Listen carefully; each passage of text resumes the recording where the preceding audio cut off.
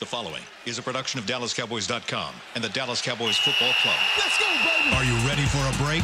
Yes. Are you ready for a break? Absolutely. Ready for a break?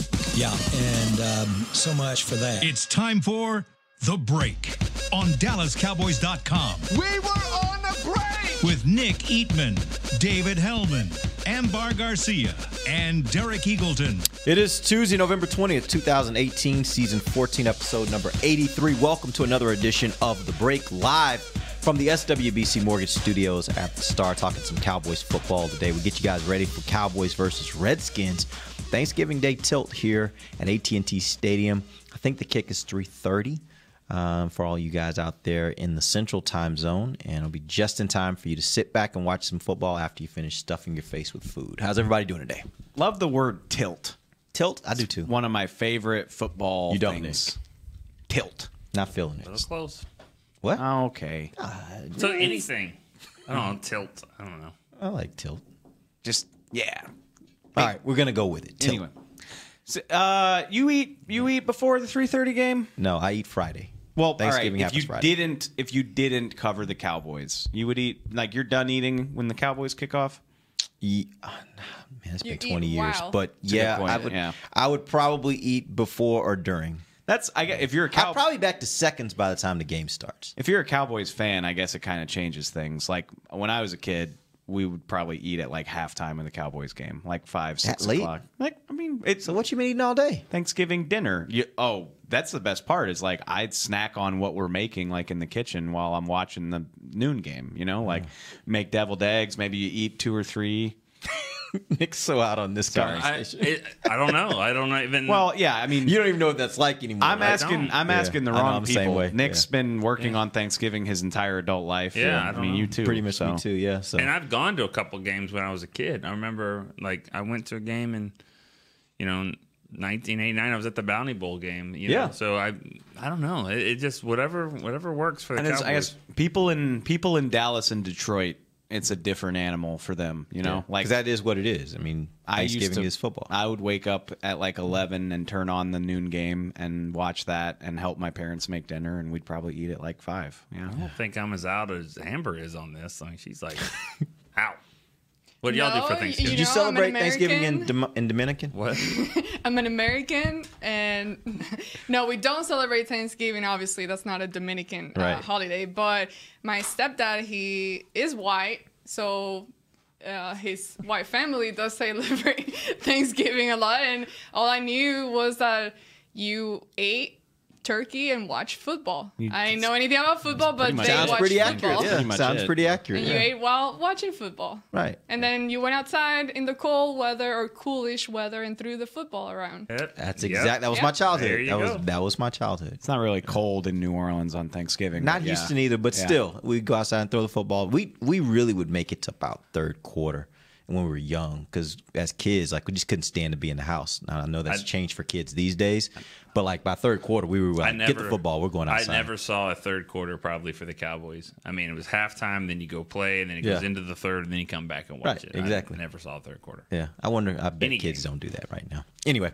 all right, let's get into some Cowboys versus Redskins. Before we do that, though, we got to talk about that game last night. The Rams and the Kansas City Chiefs play and break all kinds of records. Ending score 54-51, Rams win.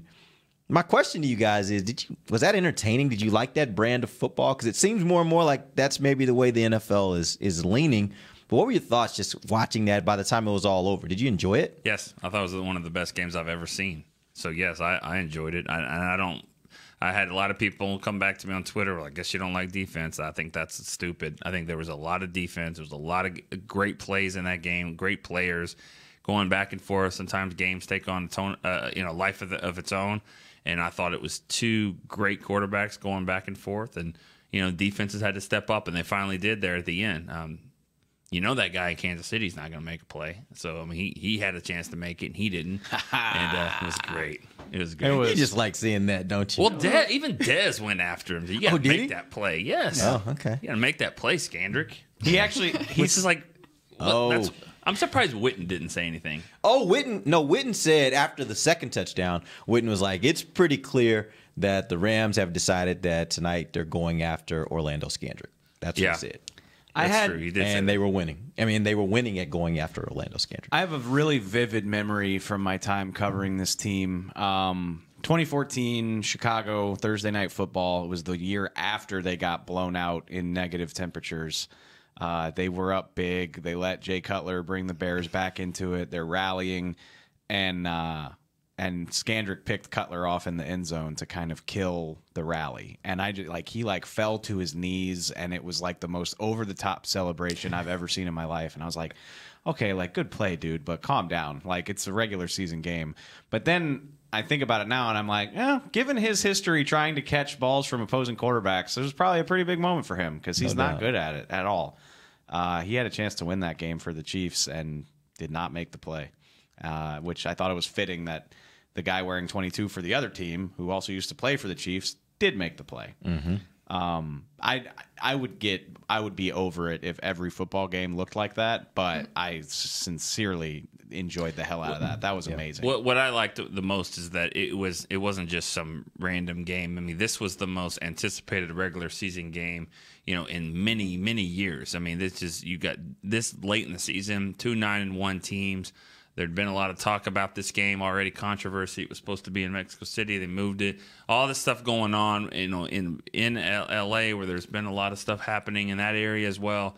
To go out and then just not only live up to the billing, but rise past that. I mean, I thought it was amazing. Yeah, you're right. If that's every game, it won't be fun. But that's why it's good, because it's not that way. Right. And my thing, I was telling you guys earlier this morning that when I think about what would be an ideal game for me, that's a little bit too much scoring. Like, I want a game where it's a little bit more defense from the standpoint of it takes a little more for teams to figure out how to break through and get that score. I want to see that really, really tough game that ends up being somewhere like a 21-17 game with a lot of really big defensive hits and that kind of stuff. And I know that's changed. Like, that's not NFL football as we used to know it. But that's what's ideal in my mind. That's one of the reasons why I never could quite get into arena football, is because it's just when it's so much scoring, and it loses a little bit of luster. But that's the beautiful thing about football, though, is like that still is NFL football. I mean, we're about to talk about the Redskins. They just felt like 23-21. Just the Texans slogged their way to this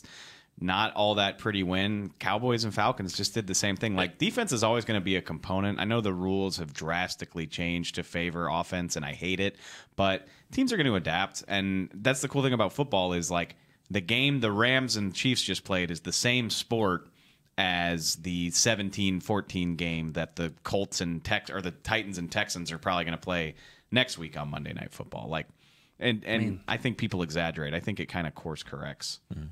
I enjoy the game. I would rather much see something like that than what we're used to seeing, or like low-scoring games. Mm-hmm. To me, that's super boring. The fact that they're scoring back and forth, and that keeps you in the game. That keeps you excited. That keeps me want to keep watching. And to me, personally, yes, defensive plays are great when it's your team making them, but touchdowns are even more fun to watch for me than just seeing the defense going at it and keeping the game low scoring. I think you're a soccer fan, though, right? I'm sorry. Yeah. You're a soccer fan, though, right? Yeah. So that's the one area where I feel a little bit like it's kind of talking out of both sides of your mouth when people make the argument, well, scoring is great. Like, soccer is the most popular sport in the world. And obviously, people are okay with the idea that in a soccer match, you're going to have, 1 or 2 goals in most soccer matches? To be honest, I watch soccer like the second half. Just because you figure the first half there's not going to be anything going on? It's too boring. It's like, to me, it's sometimes fun depending who the team is and who they're going up against, but that's just too long of the ball going back and forth. So without a payoff. When I watch soccer, I'll watch the second half of a game. Let me take it to a different sport. I mean, a lot of us will watch boxing. Yeah. At least have growing up, and Amber, I know you watch some of it, boxing as well. I mean, you always say styles make fights. Mm-hmm. Sometimes you got somebody that's a really big, heavy puncher, and they're like, you know what? You can't stand toe-to-toe with them. How you're going to have to win is do this, all this side stuff. You appreciate the fact that you got 2 heavyweights going, I'm going to stand right in the middle, and we're just going to trade blows. That's what we're going to do. We're going to hit, and I'm going to hit you back, and whoever's still standing at the end. And not everybody can run with the Saints and run with the Chiefs and run with the Rams. Not everybody can run with Golden State. You appreciate when you have somebody that can play at that level, and it's just back and forth, back and forth. That's kind of what I liked about it. Yeah. And speaking of that, it's interesting this morning, Jerry on his radio show said he thinks his team could play with those teams, and not specifically saying a specific team, but saying that style, because he says the Cowboys would play with a different style, one that is more like what we saw last weekend, where they would try to slow the game down, they would try to control the clock, they would try to keep the opposing offense off the field. Do you think this defense is that good to be able to play that kind of game against a team that really right now it's those two teams plus the Saints? Those are the three teams that just are going to score a ton of points. Is this defense good enough to play with those teams in that way? I'd have to disagree. It wouldn't be about the defense. It would be about the offense. Your offense is what's going to have to keep them off the field and help your defense. That's what you're going to have to be able to take these long 3rd and 1s and drive and extend the drive here and extend and then score. You can't be dropping balls in the goal line. So I think, the defense would have to kind of hold up, but the offense would be the team that would have to get them off the field, sort of like what we saw in Atlanta. I mean, that sounds good, but we've seen in history when defenses have been good enough to win championships against these high-flying offenses, typically the opposing offense had a part in it, but really it's about that defense, and they were having to make some critical stops. Yes, the defense is good enough. You think the defense is good enough to do that, but can the offense score enough? That would be my point. I would love to see it. I mean, I don't want to be the homer that sits here like, yeah, they could play with them, the 5-5 Cowboys against these historic offenses, but like we see it all the time. And I mean, throw the Bears in there. Bears are playing great defense right now. Are they good enough to beat some of these teams that are just scoring tons of points? Love to see that Bears pass rush against one of these teams. I mean, and again, that's the beauty of football. I mean, nobody thought the Giants could hang with the Pats in 2007 or the Pats with the Rams in 2001. I mean, it was and obviously football's changed so much since then, but again, like, that's the cool thing about this league. These guys get paid a ton of money to figure out how to stop that stuff. And from what we've seen from the Cowboys defense, I certainly think they could hold them to less than 54 points. I think this Cowboys team could probably hold the Rams in the 30s, like 31 to 38, and then it's on your offense to play well enough and keep them off the field, yada yada yada. And I'd love to see it. I don't know if they'd win, but I don't think it would look like that. We'll see it. I mean, I think the Saints are right there with those two teams, and so we'll see that style with them. I think the Saints can be just as much, even more explosive because they've got a good defense too. Yeah, that's true. The Saints beat the Rams at least by those. I mean, pretty bad. Like 10 points against that team is convincing in my opinion. So. They'll get a great shot to see what they look like against them in a week. Yeah, they'll find out real quick if that style does match up with those teams and what they can expect in the future. Because that's really the thing. You start looking at the future of where this team's going. I'm talking about future years. And you got those teams sitting there with quarterbacks that are young and still playing and are already playing really well. But it's going to make it challenging. I'm such a dork for that type of stuff. But I just, it was a different team and a different style, obviously, but like we talked this way about the Seahawks for forever. It's like, well, they're just going to rule the league and they're going to, and people implement things that they do and they copy them, and then the salary cap plays a role, and all of a sudden the Seahawks are a 5-5 team that's scraping to get by like everybody else, and that's between teams scheming for them, between Jared Goff and Patrick Mahomes needing contracts, not to mention the cost of the defensive stars that they have and the receiver. I mean, they got weapons everywhere, and that's the beauty of this league is they're going to slowly pick them apart. So my advice to them is capitalize on this window while you can. Yep. You won't have Patrick Mahomes at that cost forever. So take advantage. All right, let's take our first break. When we come back, we're going to talk a little bit about some injuries that the Cowboys are having to deal with. We'll also get to Dave's breakdown of the Redskins offense. We'll do that when we come right back. This is DallasCowboys.com radio. If you're like me and you love... if you have a thing, then cutting the cord is scary. But then I found out I could switch to DirecTV Now and still get the live sports I love. No satellite needed, no bulky hardware, no annual contract, just...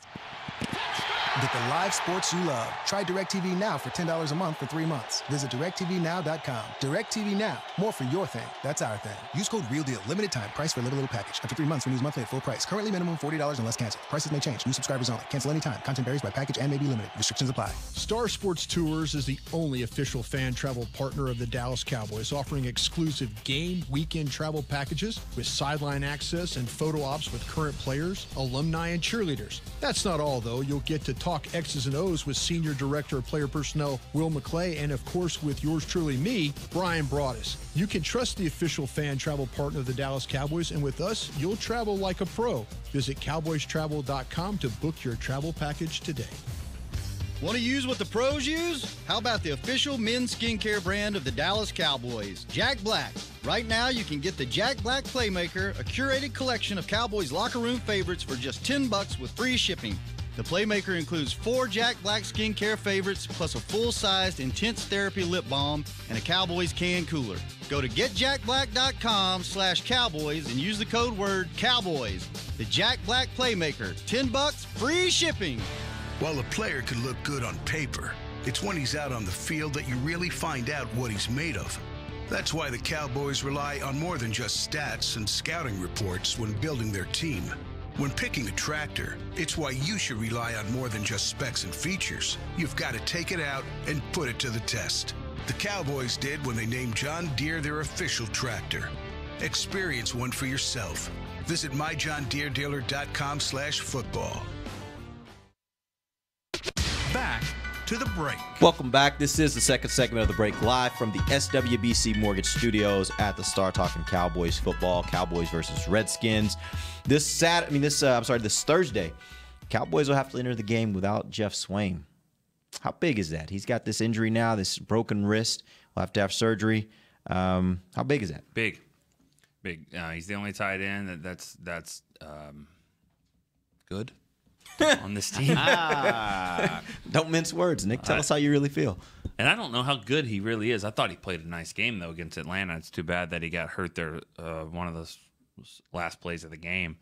But I just don't see anyone. I mean, no one else is playing well. I mean, Jarwin hasn't been. His snaps have gone to Schultz and Gathers, and they're not doing anything either. So, I mean, it's too bad. I mean, they're going to have to figure this out because they are going to be stubborn and play with tight ends. I mean, that's what they're going to do. Yeah. And even if they're really not good enough. And that's kind of what's scary is because this offensive line needs a little help there in the running game against Washington, and I don't know who can provide it. He catch 2 passes in this last game that to me were kind of impressive. Not in a way that it's like, oh my God, what a play, but in a way that when you see those kinds of throws to a receiver type of player, they usually drop it, and he was able to catch those, and then that caught my eye. I'm like, maybe he's not as bad as we think, and maybe he can be utilized more and be more productive in the offense. But I don't think we think Jeff Swaim is bad. I don't either.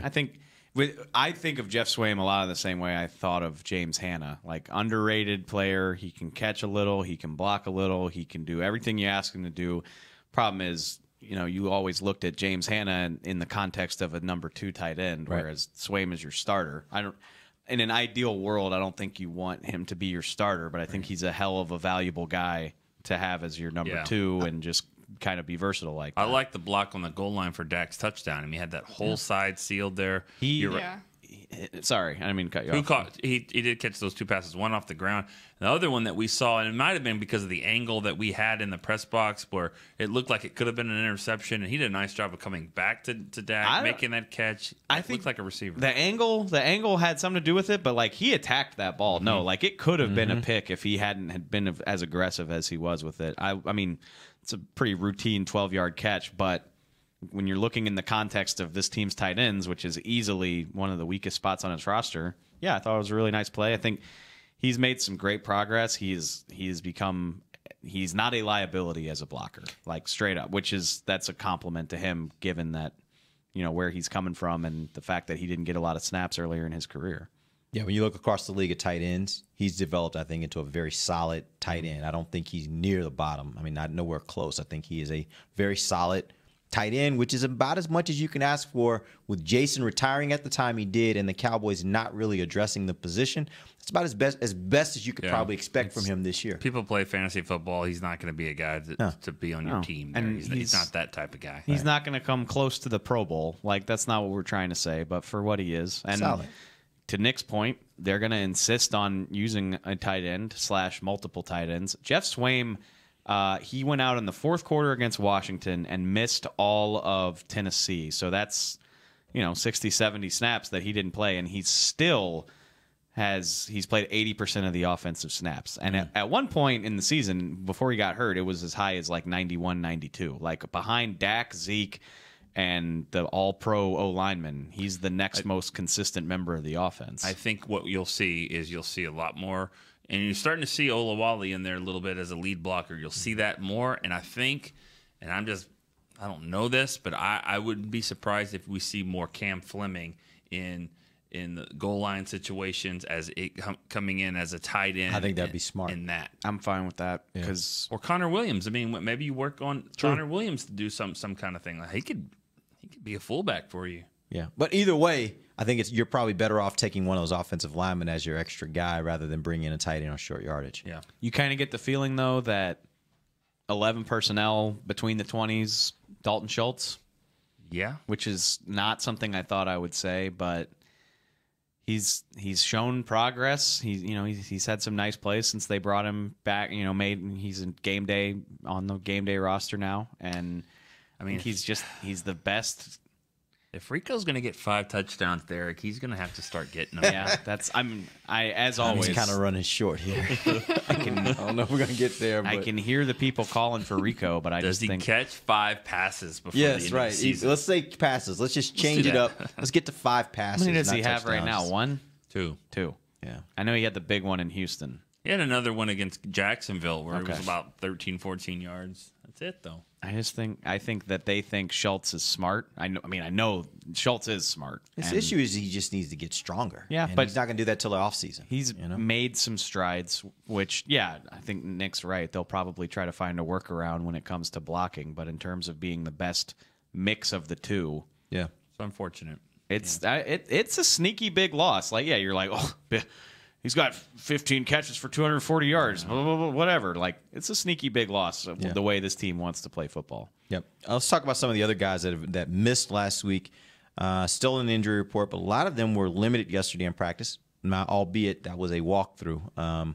So, you can probably walk through a lot easier than you can if you're going even half speed. But Taco Charlton with the shoulder injury, he was limited. Malik Collins played last week, but he was limited yesterday with a knee injury. Daniel Ross, calf injury, he was limited. Antoine Woods went full participation, which is a good thing. He's coming off the concussion. He basically already said he's playing. Right. And it sounds like from what Jerry was saying, he expects that maybe Taco has a chance to play this week. And Tyron, another guy I didn't throw in there, was limited yesterday. It sounds like the Cowboys are expecting him to play on Thursday as well. They practiced today. I mean, they've already had their practice. Taco was out there. Ross was out there. Antoine Woods, Malik. So it looks like the defensive line is going to be a little bit better. Not David Irving. I'm not expecting to see him, but everybody. I'll believe it when I see him back on the field, honestly. Everybody else, though, all the other Ross, Woods, Taco, I think they're all heading toward availability. I'm telling you, Tavon Austin has to be close. He has to be close to coming back. I don't think he'll play this week, but there's no way that he won't be ready physically to play against the Saints. Now, does he play? That's going to be a different story. But physically, he's got to be close to being ready. Why are you saying it so emphatically like that? Because nobody dances like that. Are we still back to the dancing? Again, like everybody else is stretching, and he is, uncontrollably dancing. Is there such thing as uncontrollably dancing? Yes. If you watched him, you were like, all right, he's like trying to be Michael. Like he's ready, and especially if he's got a groin injury, he is ready. Did he hit go. A split? Like did he fall into a split like the cheerleaders do? I mean, what did he do? Just the whole show, Kent. Just like this, the whole show. There's no way Tavon Austin listens to music that sounds like that. I was about to say that's probably not the music he's got in his head. It looked like it though. It looked like. I'm just saying. There we go. There we go. Yeah. Tavon Austin. Oh, God. Oh, boy. How can we not see that one coming? Yeah. Knows how to party. All right. So, I guess just to be clear, it looks like most of these guys that are on the injury report, the Cowboys expect to play. Is there anybody that's on the injury report that you guys are a little bit hesitant that's going to be a miss of consequence for the Cowboys? Tavon Austin. David Irving, Tavon Austin. We know Lee is probably not. Well, we know he's not playing. Sean Lee, Jeff Swaim. Those four. Still, Taco. No, I think Taco's going to play. I think Taco's going to play. All right. That might be my favorite. Taco. It's just no. He's got an ass as the number one. No, that's definitely the number one. Brian's got about not. We never hear Brian drops on this show because he's. But they're good. Jail. The only one Actually, jail. Mickey's is pretty good too. Here we go. As crazy as Mickey sounds, I have to agree with him. I haven't heard that one. Jam it right up your rear. I'm the only one that's been in jail. I like Mickey the Pirate. No. All right, let's get to your breakdown, Dave. What do we have for this this Redskins offense coming up this Thursday? What should we expect? Well, full disclosure, it's Tuesday morning, and NFL Game Pass doesn't usually drop coaches' film until Tuesday afternoon. Rule number 76: no excuses for like a champion. Thank you. I watched the TV broadcast of the Redskins Texans way to game. go. So That's playing like a champion. I mean, I tried, but. Well, the funny thing is, like, what they played a month ago, and they look pretty different thanks to injuries. I mean, who's not on their injury report? I mean, I know this was an estimation too, but they had a lengthy list all their own. Trent Williams is questionable. He has not played in how long? Do you know? He's one of those guys that's been in and out of the lineup. To be honest with you, I don't know that off the top of my head. I'm pulling up there it is. Ryan Anderson, Tony Bergstrom, who is their reserve that came in for Brandon Sheriff. Jamison Crowder is still not practicing with an ankle injury. Quentin Dunbar is limited. Morgan Moses, their right tackle, is limited with a knee injury. Backup tackle Ty Nsekhe, limited. Deron Payne, limited. Samaje Perine, who's like their fifth running back at this point, he didn't practice. Adrian Peterson was limited. I'm sure he'll play. Yeah. Chris Thompson still not practicing with a rib injury, and Trent Williams is limited too. So focus right there in on the offensive line, because that seems to be the area where I've heard at least people talking about them having so many injuries. Well, yeah. Talk me through the guys that are injured, and talk to me about guys that maybe were starters at the beginning of the season that maybe are not there because of injury or IR or whatever. The big one is Brandon Sheriff, who they drafted in 2015. He's like their Zach Martin. Yeah. I don't know if he's as good as Zach Martin, but he's really good. Really good player. On IR, done for the year. When did he get hurt? Was that after the Cowboys? It was like the week after the Cowboys. I think it was the Atlanta. So the Cowboys faced him. They won't have to. And that's what I'm trying to figure out the difference. Like, who was there that day that is not going to be there Thursday? Sheriff is gone. He's their best. Well, I mean, Trent Williams has been amazing for a long time. Very, very good. Sean, I struggle with Sean Laveau. They were doing this song and dance with all of these guys last month, and so the names are the same. Their availability is different. He's on IR too, so that's two of your preferred five guards out. Both guards, yeah. Trent Williams, I'm just going to go ahead and say that I think he'll play. Yeah. There was a report just came out a little while ago saying that they're expecting him to play Thursday. So Morgan Moses is your preferred right tackle. He's limited. Tony Bergstrom, not your preferred right guard, but the right guard right now. He's limited. Jonathan Cooper, he is your left guard now. Cool. They'll see a familiar face there. Obviously your quarterback is different. Colt McCoy is going to be starting. Yeah, that's welcome. Although I will say, like, in terms of, I'm sitting there. I actually wrote this note down. It was like, McCoy brings a running element to this offense. And then I stopped and I was like, what am I talking about? So is Alex Smith. Like, they're very similar players. Like, I don't think that it's going to look drastically different. McCoy's been in the league since 2010. And, he's not the guy that I think you have to dumb down the game plan, basically. But if my memory serves me correct, when he's had opportunities to play there in Washington, it seems like he's a little more willing to chunk the ball downfield a little bit more than Alex Smith. Is that an accurate statement? I think the whole Alex Smith being afraid to chunk the ball. I'm not saying afraid. I'm just saying it seems like he does it more. Like he was more of a downfield thrower than Alex Smith has been. I don't think he's afraid or unwilling to do anything. Yeah, but I still don't think the Redskins are going to play that way though. Like that's not that offense anymore. Like Deshaun Jackson's not there. We talked about that last time. Like. This isn't Crowder's not really there. Crowder's not playing right now, and even still, like I always think of him as more of a side to side guy. Like he's going to kill you on the crossing route way more than he's going to kill you streaking downfield. Yeah. But yeah, so I think we talked about it last time. Like they're very similar to the Cowboys in terms of they Obviously, the offensive line is banged up, but they want to run the ball. Adrian Peterson's been the best thing about their offense to this point. He's still there. He had a touchdown against the Texans. Actually, not a great day by what he's been doing, at least. I think he had 65, but Colt McCoy had 40, and that was just in a quarter and a half. Again, I mean, that's something you got to account for. And a lot of that was designed runs, too. So I think that's something you got to watch. Maurice Harris is a new name. He was their 5th or 6th receiver the last time they played. He has been severely bumped up due to injuries. Paul Richardson's another guy they lost for the year. He had a really nice game against Atlanta, I think. And then a new name, Trey Quinn. I don't know if you remember him from the draft. He played at SMU. Mm-hmm. He was a 1,000-yard receiver alongside Cortland Sutton down there last year. Was on IR at the start of the season. Came off. He's Cole Beasley. He's a slot extraordinaire. He had 4 catches for 50 yards in his first game ever. Rookie. Been on IR, 50 yards right off the bat. He's going to, exclusively in the slot within 10 yards of the line of scrimmage. It's something for Anthony Brown and these linebackers to worry about. So the cast is different even in the 4 weeks it's been, but I think they're going to look awfully similar. This still isn't an explosive team. They run the ball better than anything else, and I have a feeling they're going to focus on that even more with a backup quarterback playing.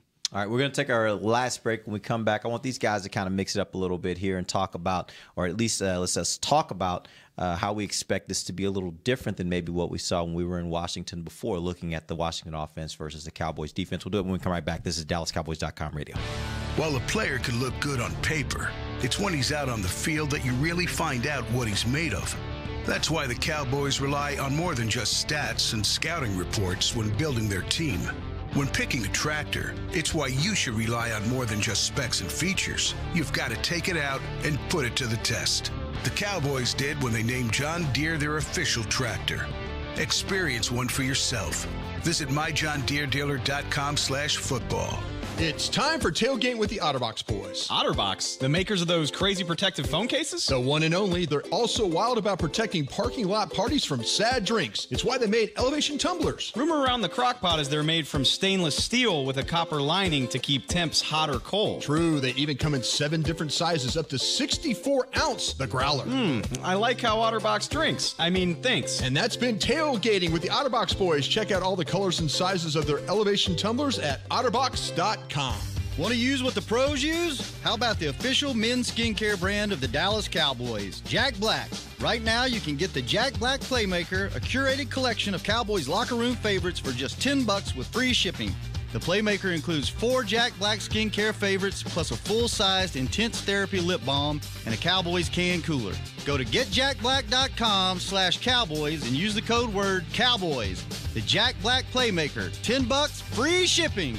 Star Sports Tours is the only official fan travel partner of the Dallas Cowboys, offering exclusive game weekend travel packages with sideline access and photo ops with current players, alumni, and cheerleaders. That's not all, though. You'll get to talk X's and O's with Senior Director of Player Personnel Will McClay, and of course with yours truly, me, Brian Broaddus. You can trust the official fan travel partner of the Dallas Cowboys, and with us, you'll travel like a pro. Visit cowboystravel.com to book your travel package today. A man's Stetson doesn't just protect him from life's elements. It projects an unstoppable and legendary spirit, just like the men wearing silver and navy on the field every Sunday. Since 1865, Stetson hats are American-made with pride right here in Texas. They are still the official crown of all self-respecting Cowboys. And Stetson is proud to be on the field with America's team. Find Stetson hats in the Pro Shop or at Stetson.com today. Back to the break. Welcome back. It is the final segment of the break, live from the SWBC Mortgage Studios at the Star. Nick, tell us about Tommy John. Well, Tommy John's got skins on the wall. They've sold at least 3 million pairs sold, and probably getting close to 4 million. That's because they're doing something right. So if you're not in that group of the 3.5, I'll just go ahead and say 3.5 million. If you're not in that group, then make sure you go to TommyJohn.com and buy some. And if you already have bought some, you always need good depth. You need more, Tommy John pairs there. Just like a football team, you need to have some backups there. And these guys are definitely going to play. Speaking of backups, we're good there. Mark Sanchez. Yeah. And yes. There's nothing. Forgot about Mark. Yeah, Mark Sanchez. Marco. He's actually signed with the Redskins. You didn't put that in the thing. Well, I don't expect. expect him. Broadus says, I hope we see him. I don't expect him to play, but it's very possible. Yeah, it's notable. He's a hit away. Yeah. I said that yesterday. Like, he's had a funny history with the Cowboys in Thanksgiving because he beat them here in 14. And then he was on the team in 16, which is one of my favorite games from my time covering the team, honestly. It was Dak did the daddy move on that guy, stiff-armed him, and I think that was as impressed as I was at any point in that season with Dak because Kirk Cousins was just bombing away. Like, he had 450 yards in that game, and every time the Redskins scored, Dak just calmly, coolly led him back down the field. It was like, yeah, this guy's got brass ones. It was impressive. Sorry. All right. Didn't mean to hop up on my soapbox. No, all good. I had it. There's a good parallel there, and I just missed it. I mean, I could have easily done that. It's true. Speaking of butts, Mark Sanchez was like, yeah, he missed it. Butt fumble. All right, let's jump back in. Cowboys versus Redskins. We're talking about the Redskins offense versus the Cowboys defense. You go back and look at that game that they played about a month ago, and to me, the one thing that stood out, or one of the many things that stood out when you talk about that matchup, Redskins offense, Cowboys defense, was that the Cowboys defense was really, really good in the red zone. There were twice that the Redskins were in goal-to-go situations, and the Cowboys held them to field goals, which that's a huge feat against any team to be able to do that. And the Cowboys still end up losing by 3. Do you expect that the Cowboys will be able to repeat that? And why was that not enough, just taking people back to that game? Why was that not enough for the Cowboys to ultimately get the win? Zeke wasn't a big factor in that game. They did a nice job of stopping him. So the Cowboys were always having some problems with, a lot of penalties in the offensive line. It was probably one of their worst games. And so that's one of the reasons. But you talked about the defense. The defense did a nice job in the red zone. This is a good red zone defense the Cowboys had, but they weren't getting any help on offense until the very end, until it was scramble mode. It was just one deep ball to Gallup. They didn't really drive the ball. Yeah, that's I got to dig through my memory banks, but let's go through that. Okay, Zeke's not a factor. Daron Payne and Jonathan Allen ate the interior of that line for lunch. So, cause for optimism. Xavier Su'a-Filo's played really well. More powerful guy than Connor Williams. Daron Payne's injured right now. That gives you some hope. Dak turned the ball over at midfield in that game, set up an easy drive for the Redskins. Defensive touchdown. Dak turned the ball over on his own goal line and gave up 7 of 20 points. So, the defense scored a third of their points in that game. So, that's a 10-point swing right there. So, the defense played pretty well in that game. The offense put them in terrible situations for most of the day. Mm-hmm. All right, let's get a phone call. We got a call here from Bruce in Plano. Bruce, what up? Bruce, you there? Yes, I'm here. What up? What do you have for us? Hey, well, you guys were discussing earlier about with Swain being out, our different options, and you forgot the best option that I called last week and told you guys to consider. Rod Smith, triple threat. Put him in the backfield with Zeke for the majority of plays. He can block. He can catch. He made some in the last game, he caught a one-handed that pass one-handed. It was only for 1 yard, but he's always making plays, but they're not giving him a lot of opportunities. So I mentioned last week our tight ends weren't doing anything.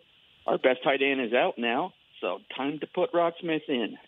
All right, thanks for the call.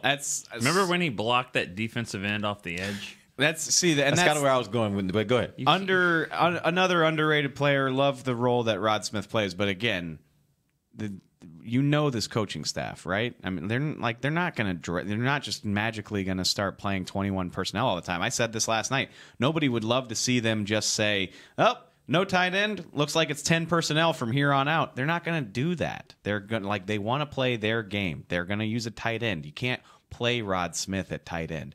You can't do it with Noah Brown either. That's another thing I've heard a lot of people say. He's never played the position, and he's at least 20, if not 40 pounds too light to do that. I just don't think it's a great idea. And that's Is there a way to scheme around it? Absolutely there is. That's not what the Cowboys are going to do. They're going to say, this is what we do. We're going to focus on ourselves, and we're going to execute, and we just need one of these guys to step up and do it better. That's what they're going to do. Okay, take me back for a second. Wasn't it a few years ago when the Cowboys tried converting Rod Smith to a fullback? Am I remembering that correctly? That correctly? And it ended up that was how they actually got Keith Smith converted to being a fullback, because Rod wasn't the answer that they were looking for. Right. And the point I'm making there is, this is not a novel idea, and that's for the caller, Bruce. This isn't a novel idea. This is an idea the Cowboys have had before, and it didn't work. And he's a 6'3" running back. You're not going to be a fullback at 6'3". You got to get low. Now, tight end, that's a different story, but he's just too light to do it. That's not his position. You saw him make some nice catches out of the backfield. So do it sometimes, right? Right. You can do that sometimes, but he's not going to be a fullback. He's not going to be a full-time fullback for you. Even if he's freaking Mike Allstott, like, he could be the best fullback in the world. What does that have to do with the fact that they need a tight end? Like, that doesn't. They still need a guy out on the edge who can help you take care of those things, especially with the guys that the Redskins have on their front. And Clowney and Watt have something to say about that, but one across the to say. Across the board, this is one of the best fronts that they play all year. I mean, Kerrigan, Preston Smith, drew a blank there, and then those two defensive tackles in the middle. Like, you need some help with that, and I really like the role Rod Smith plays for this team, but I don't think that's the answer. That being said, you mentioned Su'a-Filo. How much do you think that affects this and gives the Cowboys an opportunity to be a lot better than they were that day against that Washington front? I think Connor Williams was one of his worst games, if not the worst game that he's played, and I think Su'a-Filo just gives him a lot more strength up. With the way Colombo wants to block right through the middle there, more attacking mode. I think you'll see that in this game, and I think it helps Tyron on the edge. I think it helps Looney. Once they've really gotten him in the game, I mean, you've seen a big difference. I mean, I don't think it's a coincidence that Su'a-Filo is in the game and Zeke's flirted with 200 all-purpose yards twice. I don't think so. If the Cowboys win this game, I think I might be ready to jump on the hype train of them. Because like for the team or for Su'a-Filo? For the team. Okay. Like if the team is going somewhere, like actually playoff actually going somewhere and kind of changing this thing up a little bit, because with the changes that they made on the offensive line and with Amari Cooper being here and all that, I think the Titans game might have been just one of those games that they had to sacrifice in order to get things kind of clicking and where they need to be. And maybe we're starting to see, although these past two games, they've been close ones as far as yes, they've moved the ball around, but they haven't been amazing as far as the red zone and getting there and getting touchdowns and all that. But they've come out with the victory. So I'm curious to see if this is really where it's headed to with the trend. I feel that they're going to put up a pretty good battle against the Redskins. Yeah. And it's going to be another close one. But if they get this victory, which I think they're very capable of, I have no doubt with the defense. I'm pretty confident with the defense of the Cowboys. But as far as the offense, they're starting to give me a little something where now I'm thinking, okay, maybe they're up to something here. If they do win this game and it looks a lot different on, with their offensive line, if I'm Connor Williams, I'm starting to snap the ball. I'm starting to work on that because Su'a-Filo that would be a difference maker right there. Like, okay, here's the change. It's not just coincidence. This is probably your left guard now for a while, and Connor Williams got to figure out a way to play. Center could be the issue next year. Could be tackle. I'm just saying your left guard would be solidified. If it's not already, it would be if you go out there and look completely different, because that's the difference on the line. Yeah, I don't think you can understate how big it is that he's under contract for 2019. Yeah, it's a great point. They looked awful against this same front a month ago. So if they go out and take care of business, then that says volumes. And yeah, like I said a week ago, I haven't heard anything, but just not going to be surprised if Connor Williams magically has the feet to play tackle come January. It's like, we know what we said. But we've seen that before. Yeah. All right, we appreciate you guys joining us. Back tomorrow, we'll talk some more Cowboys versus Redskins. We'll get into the Redskins defense versus the Cowboys offense. Till tomorrow, for Nick Eatman, Dave Hellman, Amber Garcia, I'm Derek Eagles, and this has been The Break, live on DallasCowboys.com radio. This has been a production of DallasCowboys.com and the Dallas Cowboys Football Club. How about this, Cowboys? Yeah!